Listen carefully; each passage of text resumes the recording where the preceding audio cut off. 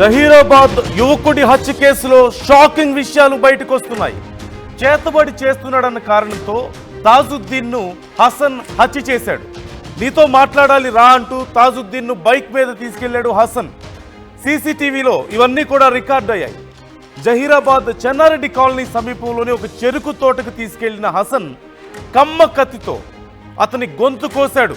తాజుద్దీన్ను అత్యంత దారుణంగా హత్య చేశాడు. ఆ తర్వాత డెడ్ బాడీని కారులో తీసుకెళ్లి పాడుబడ్డ ఒక బావిలో పడేసి వచ్చాడు హసన్. హసన్కు ముక్రమ్, అక్బర్ అనే మరొక ఇద్దరు కూడా సహకరించారు ఈ కేసులో. తర్వాత వాళ్ళందరూ కూడా వెళ్ళి పోలీసుల ముందు లొంగిపోయారు. నిందితుల నుంచి ఆ కమ్మ కత్తిని, 3 బైక్లను, సెల్ ఫోన్లను పోలీసులు స్వాధీనం చేసుకున్నారు. చేతబడి చేస్తున్నాడు, క్షుద్ర పూజలు చేస్తున్నాడన్న కారణంతో అతన్ని అత్యంత దారుణంగా కత్తితో గొంతు కోసి అతని ప్రాణాలు తీశారు. మక్రమ్, అక్బర్ అలాగే హసన్ ఈ ముగ్గురు కలిసి.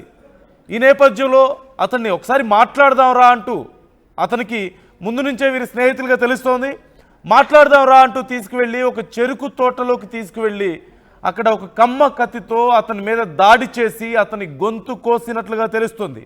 అయితే మరి నిజంగా అతను ఇలాంటివి ఏమైనా చేశాడా, ప్రయత్నాలు చేశాడా అంటే దానికి సంబంధించి ఎలాంటి ఆధారాలు లేవు. వారికి అనుమానం ఉన్నట్లుగా తెలుస్తుంది.